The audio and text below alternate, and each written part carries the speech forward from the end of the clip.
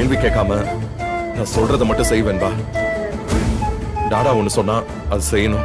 டாடா அது வந்து மல்லிமா நம்ம கூட வருவாங்களா டாடா? இல்ல வெண்பா, மல்லிமா இனிமே நம்ம கூட வரமாட்டாங்க. மல்லியம்மாக்கு நம்ம கூட இருக்கிறதுல இஷ்டம் இல்லையா? யார் சொன்னாங்க?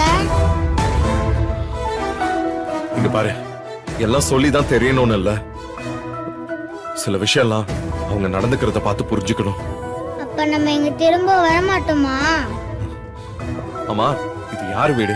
பிக் பாட்டியோட வீடு. பிக் பாட்டி மல்லியம்மாவோட பெரியம்மா தானே? மல்லியை நம்ம வேணான்னு முடிவு பண்ணதுக்கு அப்புறம் இப்போ மல்லியம்மாவோட பெரியம்மா வீட்டுல நாம இருக்கிறது சரியா இருக்குமா? இருக்காது இல்ல. அதான் நாம இங்க இருந்து போறோம்.